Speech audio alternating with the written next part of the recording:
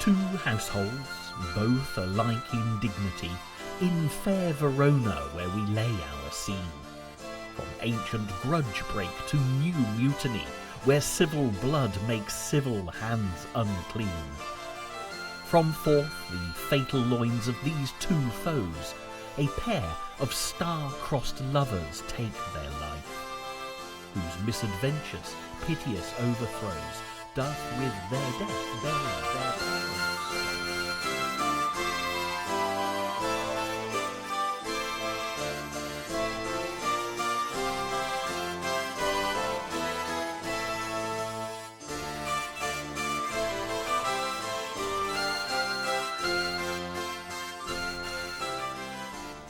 All the world's a stage, and all the men and women merely players.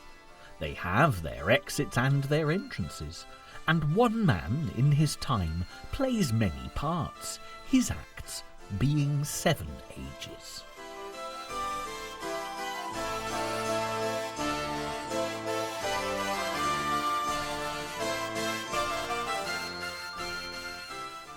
These are familiar lines indeed, and most people can identify the author as one William Shakespeare of Stratford upon Avon, England, poet, actor and dramatist extraordinaire.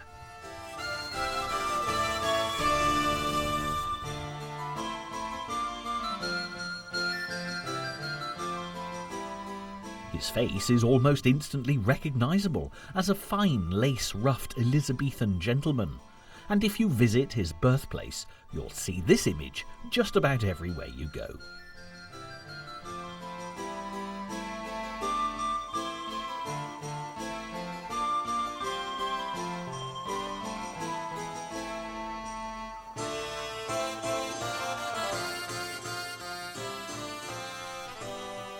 But what of the man behind the ruff, the William Shakespeare that his friends and family knew and loved?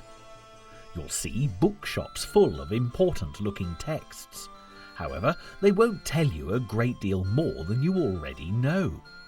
They'll be packed full of interesting historical facts about the time in which the great man lived, with plenty of insightful opinions formed by the many thousands of biographers who've put quill to parchment to wax lyrical about Shakespeare and his complete works. Yet by the time Shakespeare was 28 years old and starting to appear in London, the only documentation there was about his early years are references to his baptism in 1564, his marriage in 1582, and the births of his children in 1583 and 85.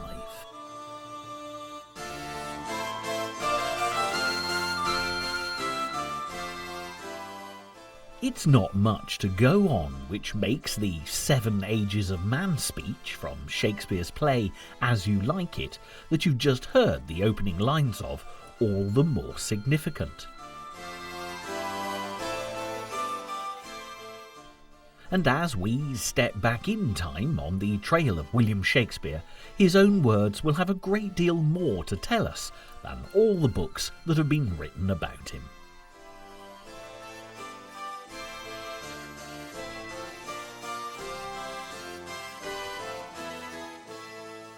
So, we'll be very traditional and start at the beginning and take a closer look at Stratford upon Avon in the county of Warwickshire, where the Great Bard was born.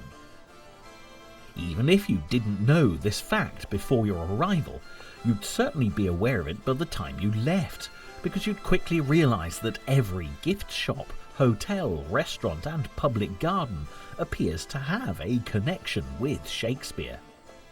Everywhere you turn, there's a statue of him, a memorial or a plaque telling you that Shakespeare ate, slept, sat, or simply was there.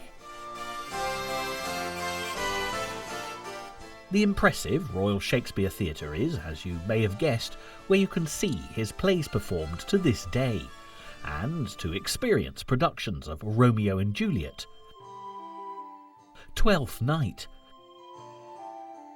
A Midsummer Night's Dream, Hamlet,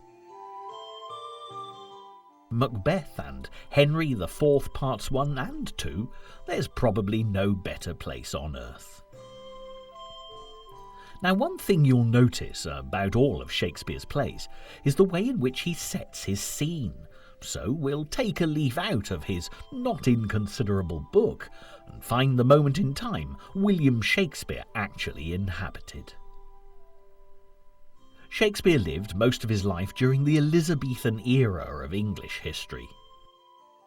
The time was directly associated with Queen Elizabeth I, who reigned from 1558 to 1603, from where the name came and was generally referred to as a golden age.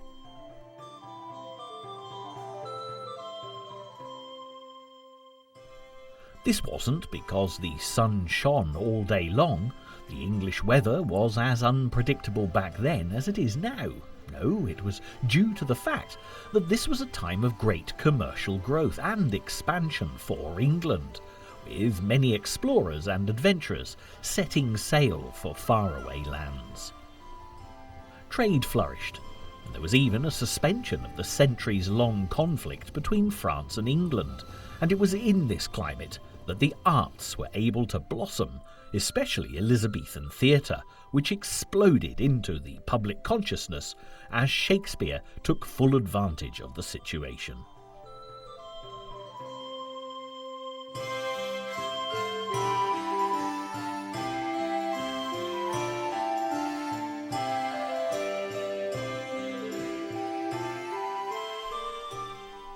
Of course, when a country becomes prosperous and settled, then fashion, culture and the arts become more important and widely publicised.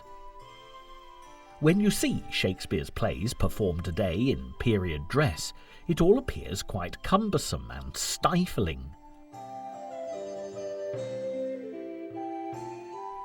The women were heavily influenced by the court fashions of Spain and France, which included the farthingale, a circular, stiff, hooped petticoat that gave the skirts their distinctive fullness. An Elizabethan lady would never have fretted about her derriere looking large. That was the whole idea, and as you can see for yourself, the hips were definitely accentuated. Imagine trying to get through a narrow doorway in that. The men wore snug-fitting, buttoned-up coats called doublets, with matching knee-length trousers and stockings, often referred to as a doublet and hose. And this wasn't just to keep their legs warm either, as it was a sign of a man's wealth. If he had clean, white stockings, he was a man of money. As well as all this grand paraphernalia, one of the most common items of decorative clothing during Shakespeare's lifetime was the ruff worn by men and women. Ruffs started out as small fabric ruffles at the neck of the shirt or gown. They were used to allow the wearer to stay in the same clothing longer, as it kept the neckline from getting soiled or dirty. Then starch was discovered, made from vegetables and added to boiling water, which solidified and stiffened when cooled. It was used in the laundering process, usually on the collars, cuffs and, of course, ruffs, to give them a stiff shape. It was incredibly practical for an age when hygiene was not of paramount concern, as any dirt and sweat from a person's neck or wrists would stick to the starch rather than the fabric and therefore was easily washed off. The application of starch allowed ruffs to get bigger and wider, which was another sign of wealth in Shakespeare's day, especially amongst the men, and the bigger the ruff, the better they thought they looked. Now, as we can see from the pictures and statues of William Shakespeare, he was evidently a wealthy man, if his ruffs are anything to go by, and you could be forgiven for imagining he was a member of the aristocracy.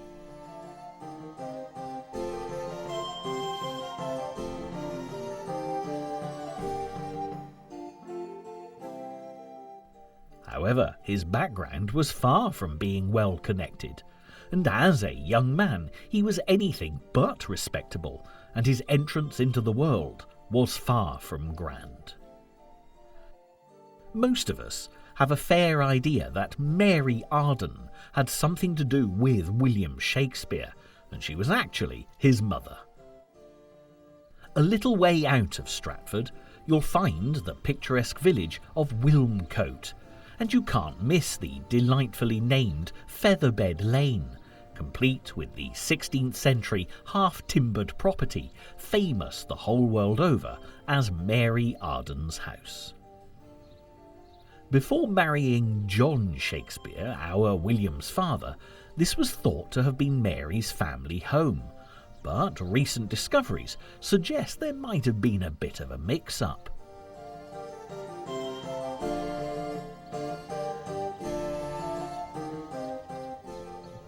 The neighbouring house, Glebe Farm, is actually far more likely to have been her home, but the Birthplace Trust cares for both properties, and visitors get 2 delightful houses for the price of 1. It's evident that whichever house belonged to Mary's family, the Ardens were people of substance, and it's well known that the lady in question married rather beneath her station when she joined forces with Shakespeare.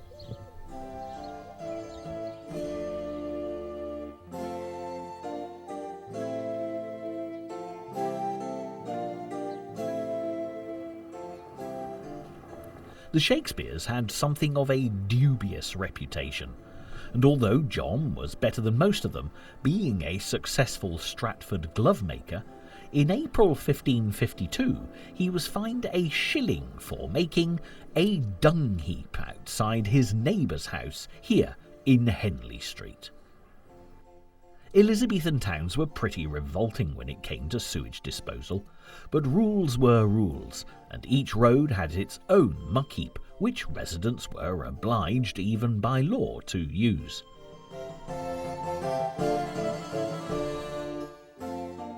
It was claimed that if a Shakespeare owed you money, you'd struggle to get your cash, but on this occasion John settled his fine immediately, perhaps already aspiring to improve himself on the social scene. John Shakespeare and Mary Arden are most likely to have been married here at the parish church of St. John the Baptist at Aston Cantlow in 1557. But with parish records not introduced until a few years later, there's no documentary evidence of this. And so we come to the birth of William Shakespeare, which again is the subject of a great deal of speculation. Folklore has it that he was born on the 23rd of April, St. George's Day, which commemorates the patron saint of England in 1564. He was certainly christened on the 26th of April, as shown in parish records, so this is possible, and everyone likes the idea that England's most famous export was born on St. George's Day. This becomes even more ironic when you discover that Shakespeare died on the 23rd of April 1616, and as his tombstone in Stratford's Holy Trinity Church testifies, this is one Shakespearean fact that is undisputed. William was the third child born to John and Mary, as there were 2 little girls who preceded him, but both died in infancy. In fact, it's fortunate that baby William survived, because bubonic plague raged through Stratford when he was just 3 months old, but it's likely that his mother whisked him away to the safety of her family home at Wilmcote until the worst of the danger had passed.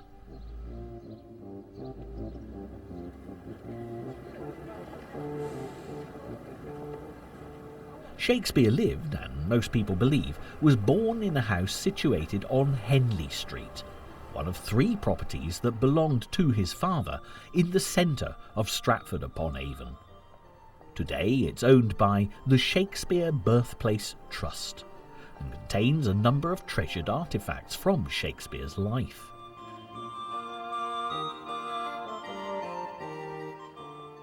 The Trust purchased the house in 1847, when Shakespeare was continuing to attract visitors to the town, and they even have a copy of the Visitors' Book which dates back to that time, with such eminent signatures as the novelist Charles Dickens and the poet John Keats, both of whom were great admirers of Shakespeare.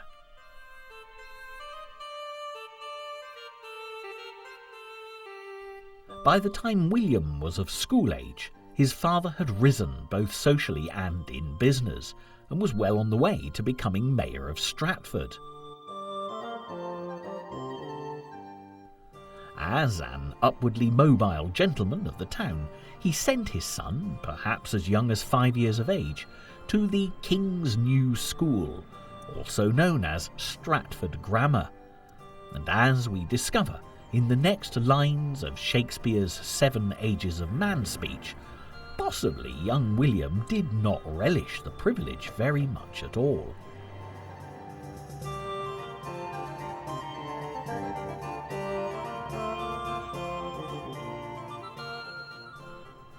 At first, the infant, mewling and puking in the nurse's arms, then the whining schoolboy with his satchel and shining morning face, creeping like a snail, unwillingly to school.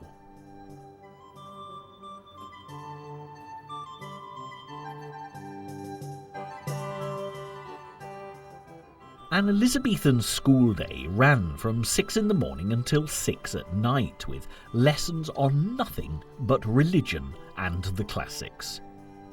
Teachers were tyrannical, beating the boys for the slightest misdemeanour, and if the 7 Ages of Man speech is anything to go by, William wouldn't have been too upset when his father's business went into a decline, forcing him to be withdrawn from school at the age of 13. What happened next to young Will Shakespeare is something of a biographer's nightmare, as there's no solid evidence whatsoever to go on. However, there have been many interesting theories put forward over time. Logically, he's most likely to have worked with his father, making gloves in Henley Street, but there are those who don't believe he remained in Stratford at all.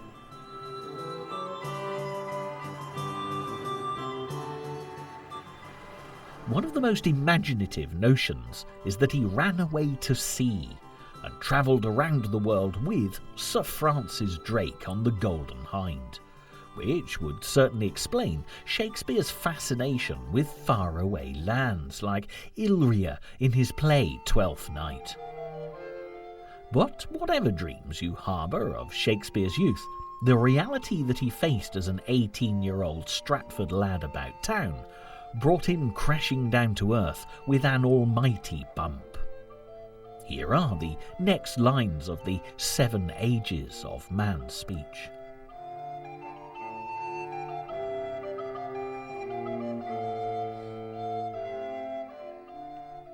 And then the lover, sighing like furnace with a woeful ballad made to his mistress's eyebrow.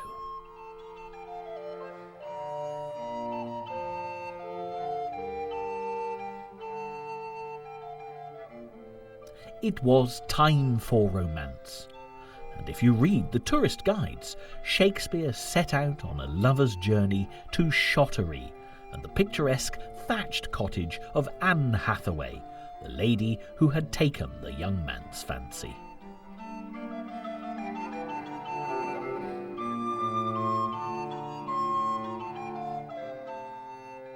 Whatever the circumstances of their relationship, and this is another contentious issue, Anne Hathaway claimed to be pregnant by William Shakespeare as a result. It was a trap that many a good-looking lad has fallen into before and since, and as William was 8 years Anne's junior, there are those who believe she'd engineered the situation. Anne's supporters made sure that Shakespeare had no choice in the matter, and by May 1583, William found himself married with a daughter, Susanna, at the ripe old age of 19.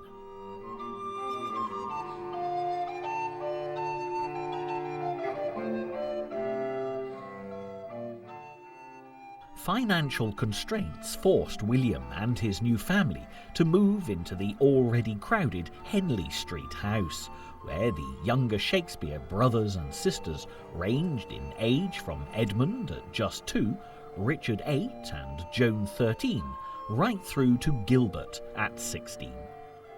And then, despite the fact that it's widely believed Anne no longer appealed to Shakespeare, twins, Hamlet and Judith, were born in 1585, adding to William's responsibilities.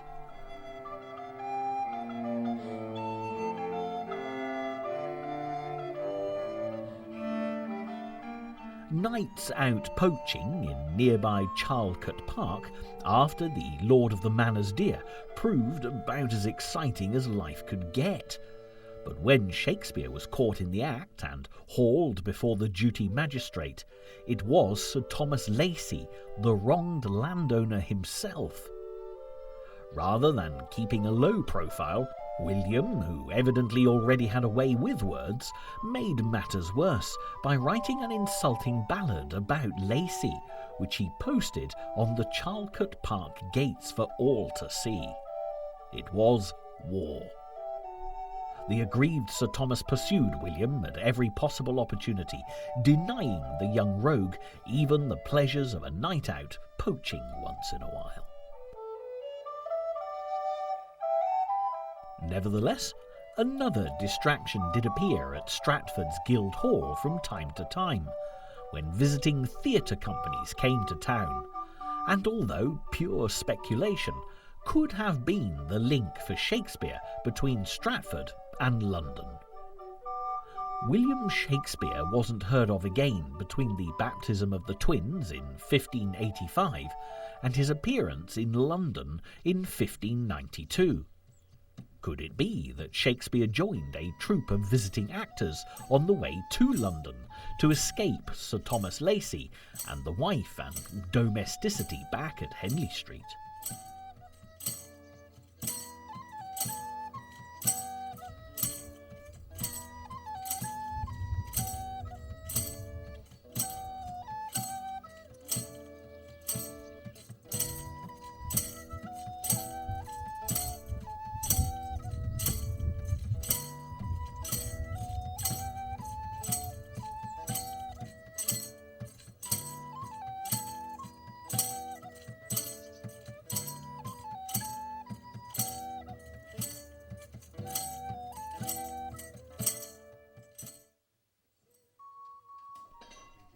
In 1587, we know that a theatre troupe called the Queen's Men arrived to perform in Stratford a man short, due to a drunken brawl near Oxford, where one of their number had been stabbed to death.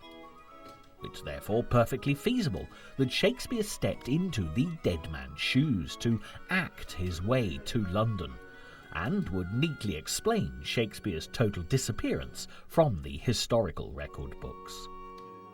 When Shakespeare re-emerged as a London playwright in 1592, it was documented by a fellow author, who was far from complimentary. In a groat's worth of wit bought with a million of repentance, university-educated Richard Green describes Shakespeare as an upstart crow who supposes he is as well able to bombast out blank verse as the next man.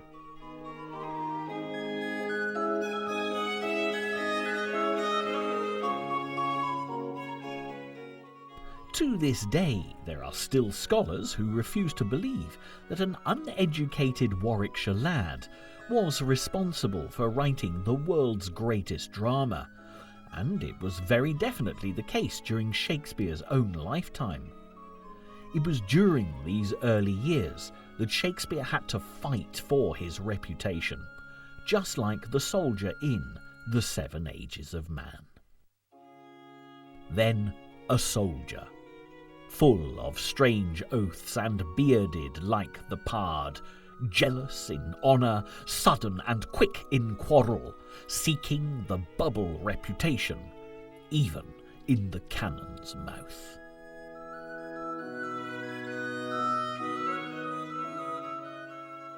He might not have been fighting in a war, but he was determined to make his way in the world. And once he'd discovered he had a gift for writing plays, his critical contemporaries had to sit up, take note, and listen to what he had to say. It's difficult to date Shakespeare's plays precisely, but by 1594 at least 6 of them had been produced when he bought a share in the Lord Chamberlain's Men. Shakespeare remained with this theatre company throughout his career, which became the King's Men when Elizabeth I died and King James I succeeded her. The young country boy making his way in the big city was prolific in his writing, but it certainly wasn't a case of all work and no play. If sexual frustration and a wife he couldn't stand the sight of was part of Stratford life, he made the most of what was on offer in London. In many of Shakespeare's sonnets you'll find a dark-eyed beauty that stole his heart, and her identity has never been revealed.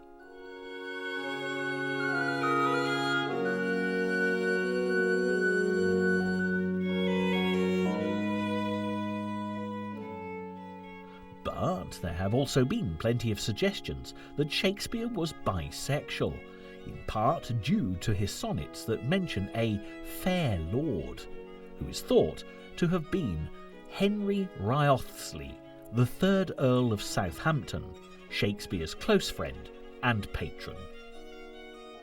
How much Anne knew back in Stratford of her husband's carrying on we can only guess, but the money he sent home began to increase as Shakespeare became more and more successful, so maybe she preferred not to ask too many questions.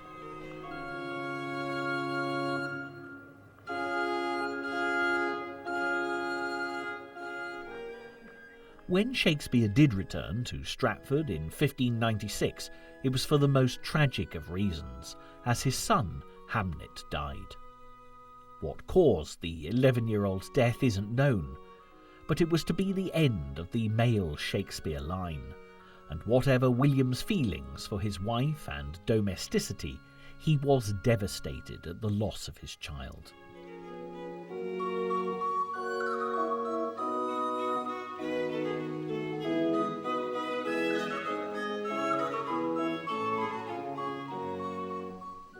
Shakespeare had left Stratford a penniless vagabond, but if word of his success in London had failed to reach the good folk of his hometown by this time, a year after Hamlet's death, he made sure that everyone who had ever despised him discovered just how important he'd become. Shakespeare bought New Place, the biggest and grandest house in Stratford, but sadly it is no longer standing. The Birthplace Trust owns Nash House, a superb black and white Tudor property that Shakespeare's granddaughter lived in with her husband, the lawyer Thomas Nash. But if you enter the gardens, you'll actually be standing on the site of New Place.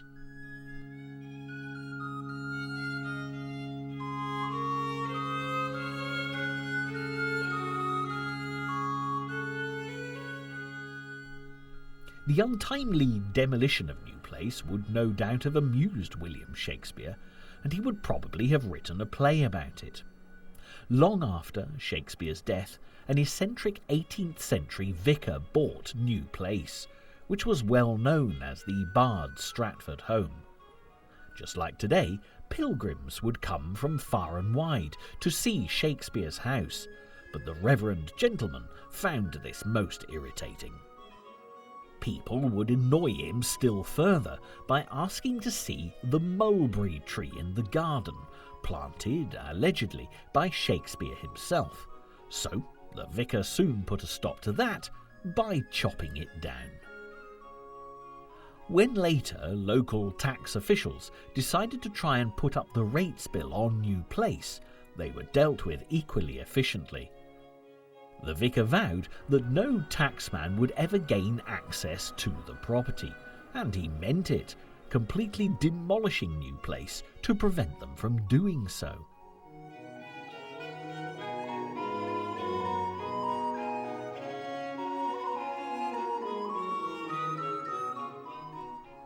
Although you can see his point of view, he nonetheless destroyed a significant part of the nation's Shakespearean heritage, which is, of course, irreplaceable. However, when it came to property demolition, Shakespeare was also a man of extreme principle.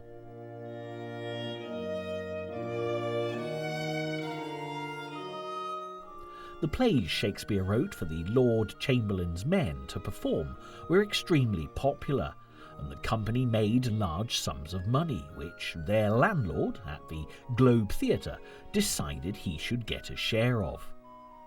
When the theatre's lease expired, he demanded a huge rent increase, which Shakespeare and friends were having none of. The argument went on for years, until the exasperated landlord threatened to pull the theatre down. Legally, he had every right to do this back in Shakespeare's day, but rather than making the actors pay up the extra cash, instead he gave them an idea. The theatre building belonged to the Lord Chamberlain's men, so, at the dead of night, they dismantled the theatre plank by plank and transported it across the River Thames. This replica of the Globe stands almost on the exact spot of the reconstruction, which unfortunately burned down during a performance in 1613.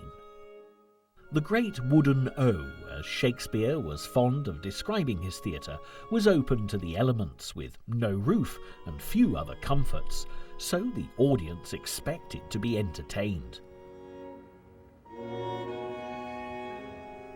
There was nothing refined about Elizabethan or Jacobean theatre, and if the audience wasn't happy, the actors would be pelted with all kinds of disgusting missiles, and Shakespeare quickly became very skilled at adding comic, bawdy scenes after heavy dramatic moments, just to keep the masses happy. Ironically, when the Globe burnt down in 1613, it was because of one of Shakespeare's plays. At a performance of Henry VIII, an artillery salute announces the entrance of the king during the first act. Unfortunately, a piece of burning material landed on the thatched roof and burnt the place to the ground. This whole spectacle was recorded in a contemporary ballad of the time, and also tells of the theatre being full to capacity, which would have been around 3,000 people. This certainly confirms just how popular Shakespeare's plays were, and the best analogy is that he was the Elizabethan equivalent of a modern-day soap writer. Shakespeare worked at great speed to please his audience, with new plays being completed and performed one after the other in quick succession. But this is also why it took such a long time for his complete works to be published, long after he died.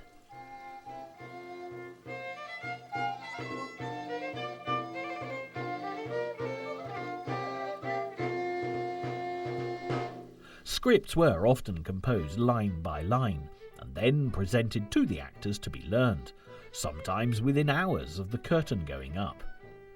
It was eventually 7 years after Shakespeare's death that two of his actor friends successfully managed to find and collect together all the plays and publish them as the First Folio of 1623. The intention of John Hemmings and Henry Condell had been to keep the memory of so worthy a friend and fellow worker alive, and a visit to Stratford upon Avon today will prove beyond all doubt that they achieved precisely what they set out to do. However, it wasn't only the public that appreciated Shakespeare's work. Queen Elizabeth I enjoyed many command performances of Shakespeare's plays, and her royal seal of approval certainly helped to promote even greater success. We know that she watched Twelfth Night in 1603, and the play got its name because of the date on which it was performed.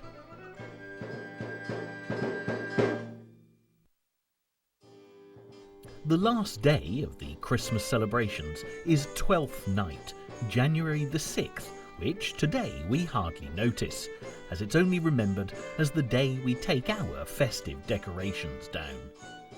However, in Shakespeare's time, Twelfth Night was, if anything, a bigger celebration than Christmas itself.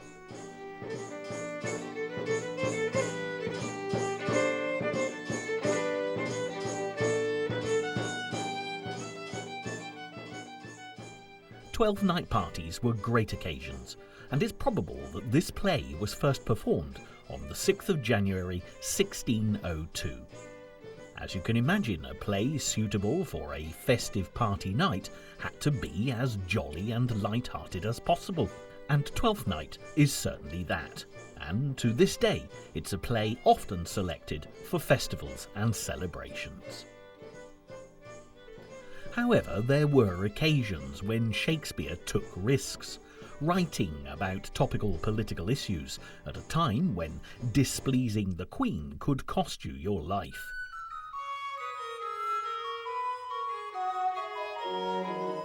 In his play, Richard II, the king is deposed and the divine right of the monarchy is questioned. It may not sound a big deal today, but back in the Elizabethan era, it might well have been considered treason, and Shakespeare could have found himself packed off to the Tower of London to await execution.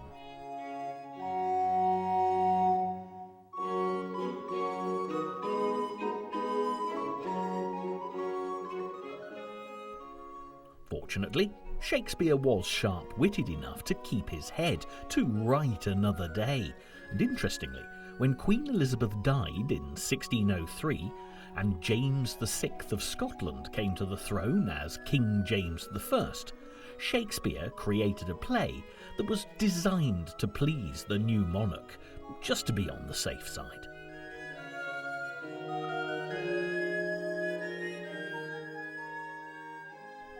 Macbeth took a complete reworking of Scottish historical fact to boost the already enormous royal ego, and as well as flattering the new king's dubious lineage, Shakespeare also kept the play very short, about half the length of his usual literary offerings, in keeping with King James's preferences.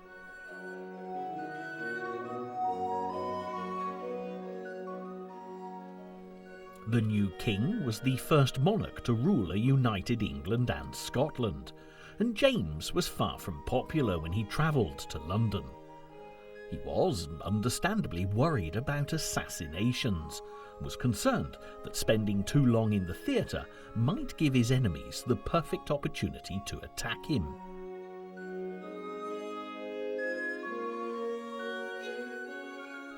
Consequently, any play he went to see needed to be short, and in Macbeth's case, there wasn't even an interval.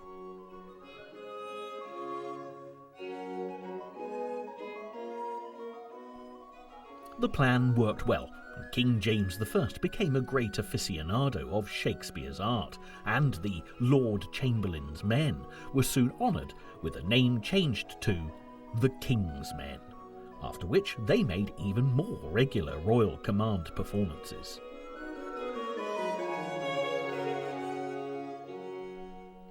When faced with the huge list of Shakespeare's plays, it's often hard to know where to start, especially for theatre-goers new to his work. But don't let this put you off. Such classics as Twelfth Night, Macbeth and Romeo and Juliet are still performed to this day, because they are superb and cover issues as contemporary to a 21st century audience as one from the late 15th and early 16th centuries. So here are a few pointers to help you pick a Shakespeare play to go and see. Beginning with Twelfth Night, probably written in 1601, we have a shipwreck, a mix-up with twins, one of Shakespeare's favourite storytelling tricks, and perhaps the best-known opening line of all: "If music be the food of love, play on." Twelfth Night is classed as a comedy, and although it's extremely funny in places, in Shakespeare's day a comedy had a slightly different meaning, and when used to describe one of his plays, indicates that there'll be a happy ending.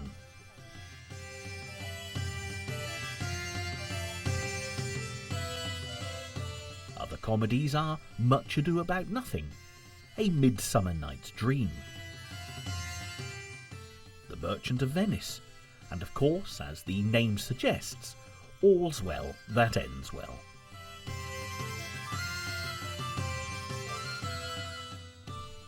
Conversely, Romeo and Juliet is classed as a tragedy. From the outset, the prologue tells us in no uncertain terms that there'll be no happy ever after for these star-crossed lovers. Two households, both alike in dignity, in fair Verona where we lay our scene. From ancient grudge break to new mutiny, where civil blood makes civil hands unclean. From forth the fatal loins of these two foes, a pair of star-crossed lovers take their life, whose misadventures, piteous overthrows, doth with their death bury their parents' strife, the fearful passage of their death-marked love, and the continuance of their parents' rage, which, but their children's end naught could remove, is now the 2 hours' traffic of our stage, the which, if you with patient ears attend, what here shall miss, our toil shall strive to mend. Other great tragedies are Macbeth, Othello, and Hamlet, where hardly anyone on the stage survives to tell the tale. Hamlet's father dies, his mother dies, his uncle dies, his best friends die, his girlfriend dies, her father and brother die, and yes, you've guessed it, even Hamlet dies. Nevertheless, it's a magnificent play if you're a fan of the to be or not to be soliloquy. This is where you'll find it.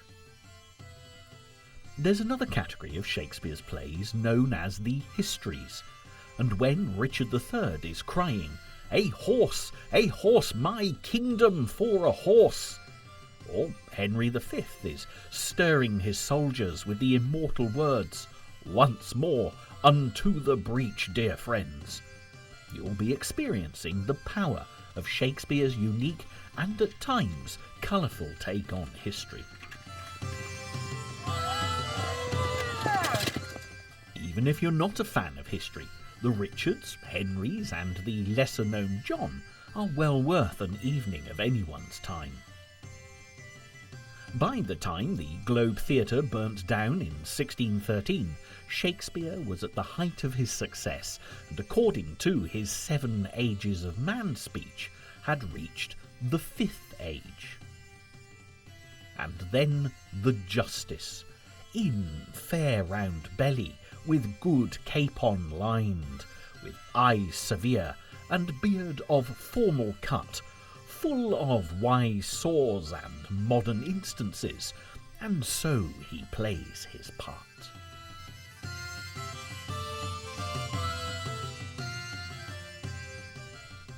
Nevertheless, he'd evidently had quite enough of playing parts and writing them.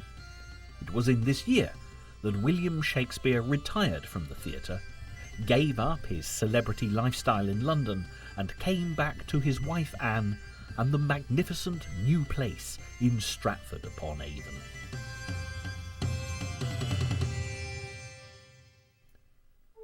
Whatever Shakespeare's shortcomings as a husband and father down the years, he'd provided for his family financially in some style.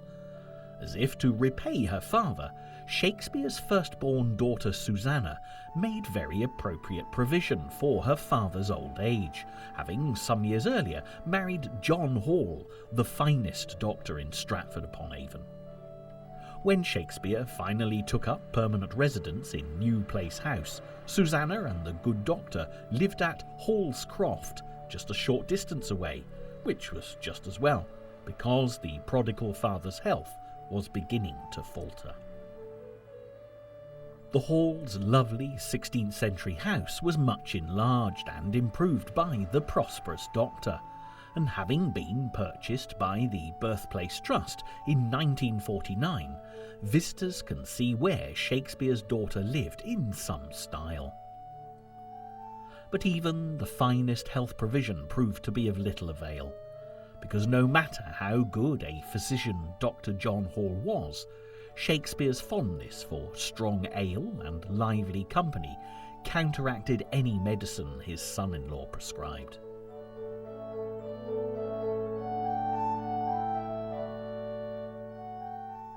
It's interesting to note that Shakespeare had written his 7 Ages of Man speech while only in his 30s. But by the time he retired to Stratford, he could well have been harbouring real concerns that his predicted definition of the 6th and final 7th age might turn out to be his destiny.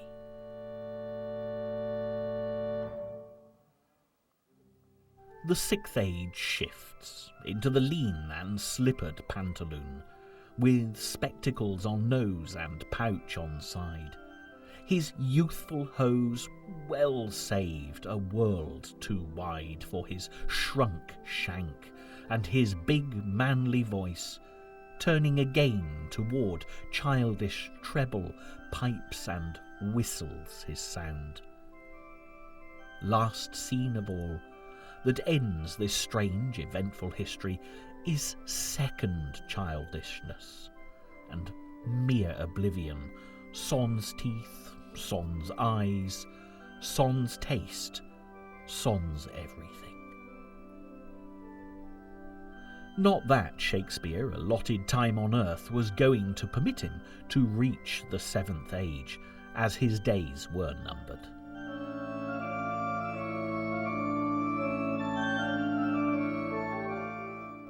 "1616 was far from being a good year for the Shakespeares of Stratford, despite William's prosperous retirement.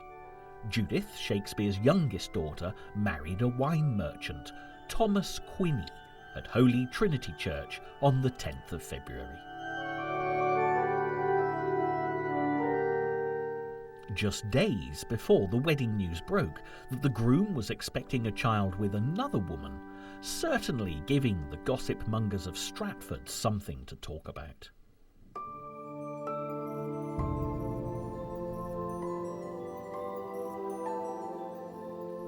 Somewhat surprisingly, the wedding went ahead as planned, but within the month the other woman in question had died in childbirth, as had the baby. It was hardly a promising start to Judith's married life, but the wedding day itself was to lead to yet another tragedy.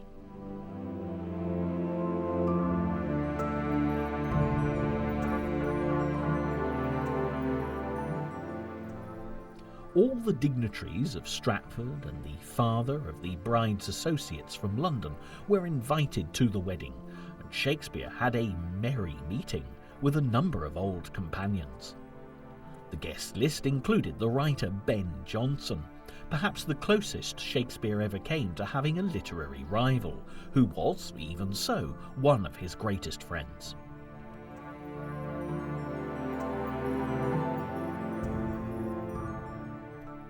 Ben Jonson spurred Shakespeare on to enjoy too much Rhenish wine, and a good time was had by all.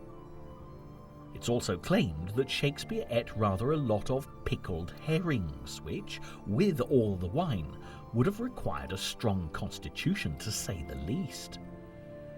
Shakespeare was definitely the worse for wear, but a day or so later it was obvious that the Great Bard of Avon was suffering from far more than a hangover.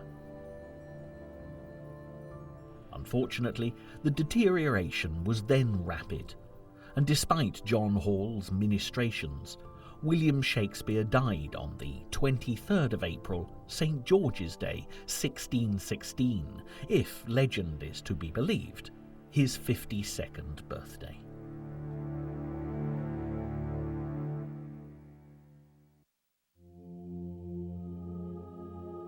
Shakespeare's remains were taken to Holy Trinity Church, Stratford upon Avon, for burial.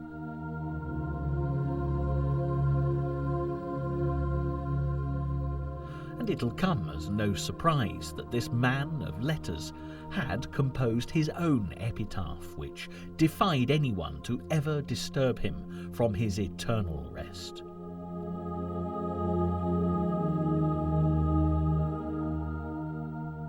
Good friend, for Jesus' sake forbear to dig the dust enclosed here. Blessed be ye man that spares these stones, and cursed be he that moves my bones. For anyone who's enjoyed the scene from Hamlet with the raucous gravediggers, you can't help wondering if it was based upon personal experience, in which case the thought of his own skull being tossed around to cries of "Alas, poor Shakespeare!" could well have motivated the witty author to pen these very poignant lines. Some would argue that there are more than enough plays and poems to keep Shakespeare's scholars happy, giving them ample opportunity to delve into his life and times.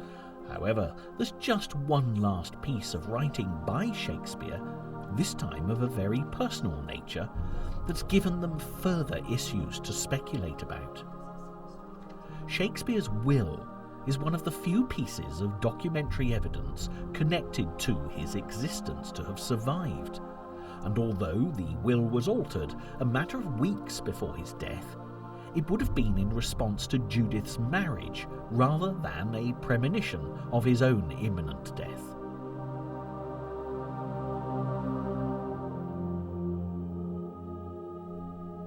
Shakespeare suspected that Quinny was a bad lot, and he made provision for Judith and any children she might have to be protected away from the clutches of Quinny.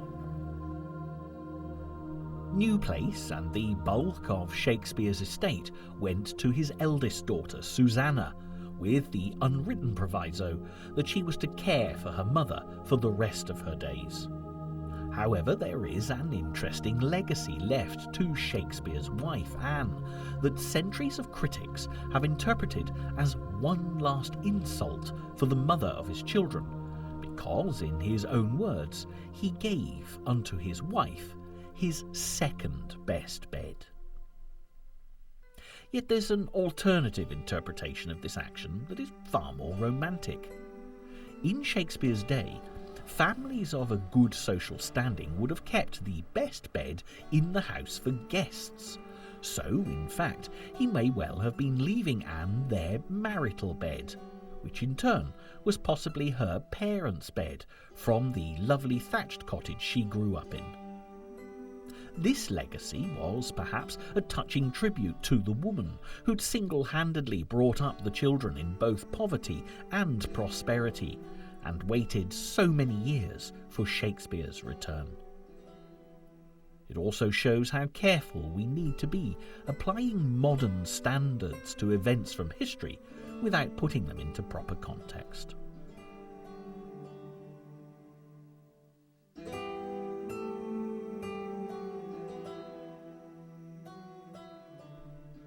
Sadly, our time looking at the life and work of William Shakespeare is drawing to a close. However, there are still plenty of people who refuse to believe that a Warwickshire farmer's boy with a limited education grew up to become the greatest playwright the world has ever known.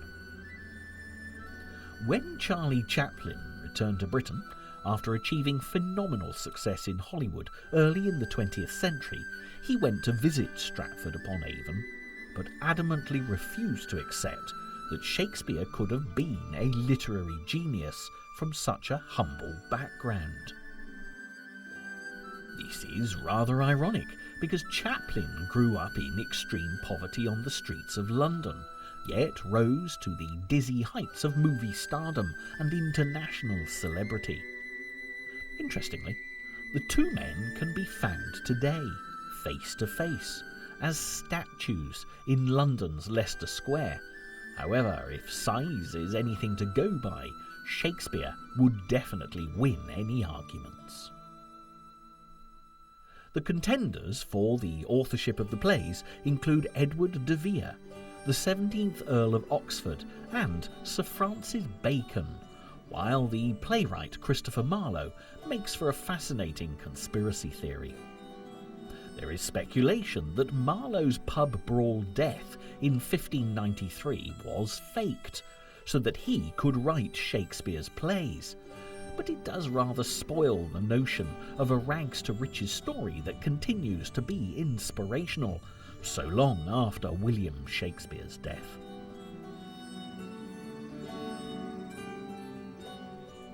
Whatever your point of view on the authenticity of authorship, it's only right and proper that we should give the last word to William Shakespeare himself. What more appropriate lines could there be than these wise musings from Hamlet that perhaps argue Shakespeare's case better than any? This, above all, to thine own self be true, and it must follow as the night the day, thou canst not then be false to any man. The truth is, William Shakespeare's legacy lives on, with his works translated into every known language, and his plays performed continually by schools, amateur groups, and professional companies. We can all think of at least one quotation attributed to Shakespeare, although, more often than not, misquotation would be a more apt description. However, he probably wouldn't have minded too much. William Shakespeare was a man of the people for the people, and for that he'll never be forgotten.